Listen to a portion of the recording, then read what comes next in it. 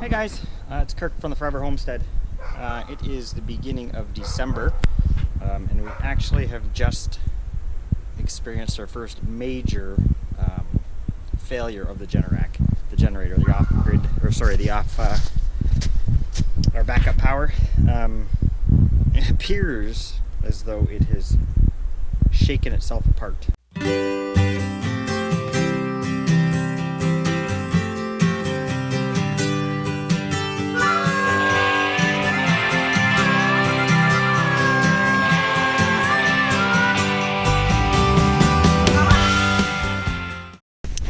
So we're getting a 1505 error, which when I researched it, that is an RPM issue or something like that. So it basically it won't start. So looking at it, it's busted this off, and I found some pieces of metal down in the bottom here. I don't know if you can see it or not, but it appears as though it's kind of shaken itself so badly that something has dislodged itself here. Kind of jammed itself through the, I'm not sure what component that is, flywheel or something. Or actually it's probably the gears. So I think, unfortunately, and I don't know for sure, I've called in a professional, but I'm pretty sure that means this generator is going to be scrap. The only bright side, not that it's a really great bright side, is that there is still warranty on this. Like I say, it's the beginning of December, and beginning of January is when our warranty expires. So we do have a month still, which is good. I just put in a call to the service company for this area, so hoping he can come out today and take a look at it, and we can start the process here of getting this repaired or replaced or whatever it is. Hey guys, it's been a crazy couple of days here on the homestead. So we blew the motor out of the generator. It's got 900 hours on it, and yeah, it's dead. So it is still under warranty. The Ecogen has a 5-year warranty on it, and we're almost, like, less than a month away from our 3-year mark. So I'll keep you guys informed on how that works out.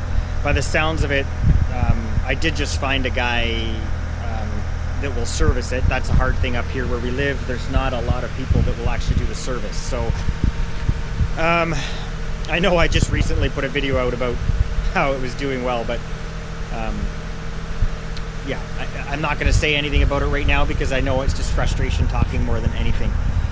So we did have to come up with a temporary solution, and I'm sure you can hear the screaming in the background that is the temporary solution. So I will show you what's going on.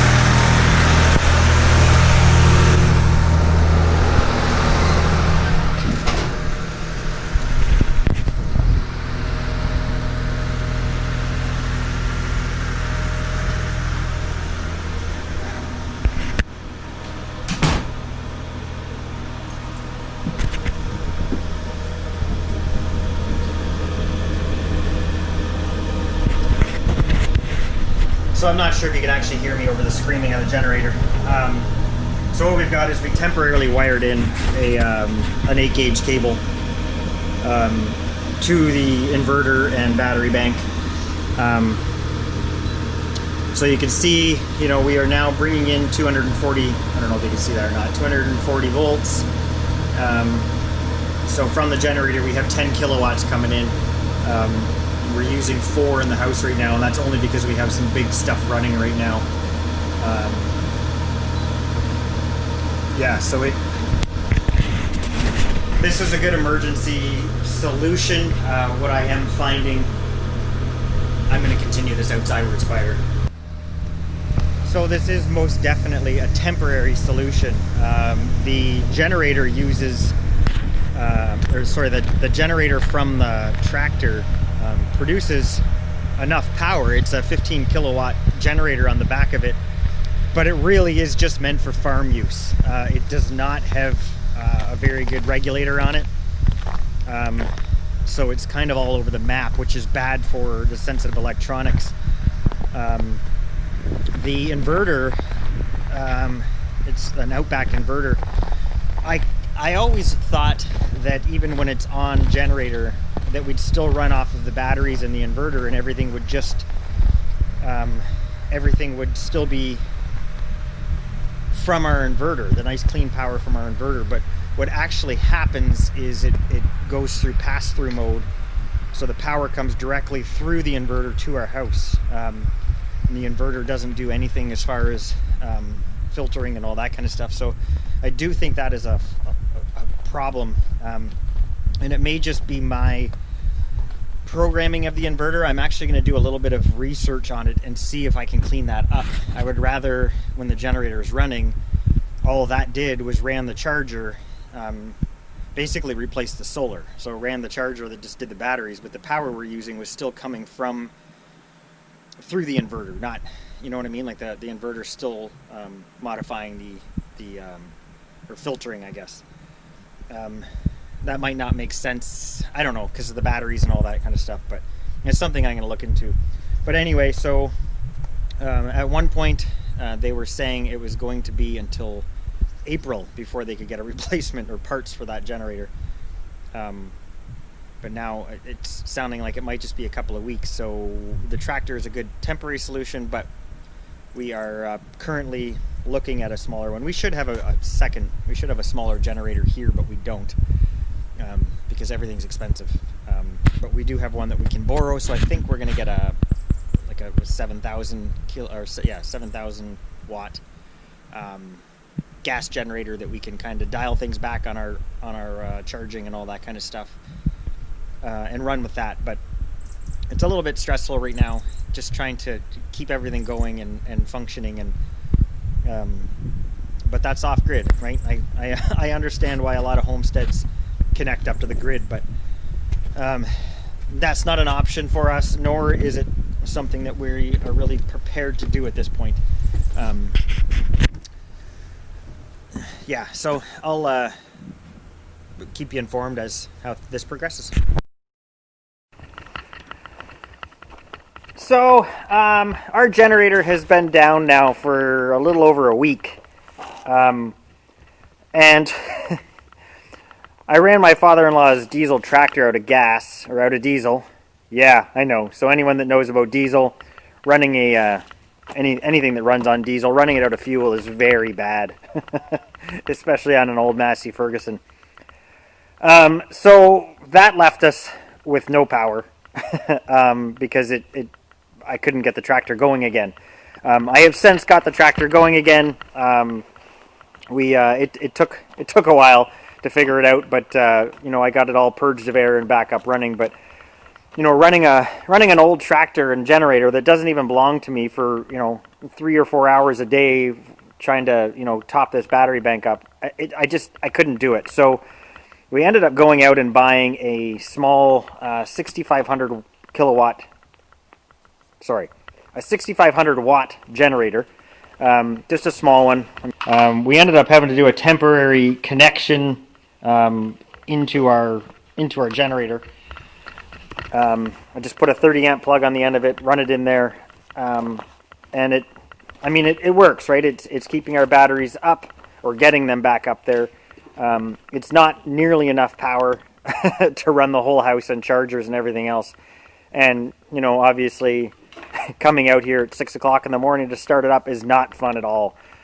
So hopefully the Generac gets the equipment out I need out here sooner than later, because I really need the generator back. But I'll loop you back in and touch base with you once I know a little bit more on it. Hey guys, so it has been 5 weeks since our generators died. As you can see, they're pretty much replacing the whole thing. They were out a couple weeks ago with a new motor. We pulled the motor out, and that wasn't actually the cause. The stator and the rotor here, the bolt kind of shook loose and destroyed that part, and that killed the motor. So they've replaced, or the guy's coming out today to replace that and put everything back together. I am just going to pull all this out of here and clean up all the oil that's in there. Hey guys, so it's a good day. Highland Electric actually came out again today. Was here for about 9 hours, but we got the generator going, which is amazing. So he was here twice. He was here 8 hours the first day, and about 9 the second day. After I kind of hung over his shoulder for about half an hour, I guess he figured I wasn't leaving, so he started to put me to work. So between the two of us, we got it completely rebuilt. And I mean completely rebuilt. It's a little bit crazy that they didn't just replace it, but they replaced every component in it. I'm not sure why my camera keeps stopping on me. So they replaced pretty much everything in here. They put in a new motor. They put in the new the stator and rotor, which is the big black can there. They put in a new AVR. The airbox is original, but the mixing valve is new. Yeah, it's like pretty much everything in here was replaced. So yeah, we got it all back up and running on Saturday, which is amazing. It's been about 6 weeks we were without it.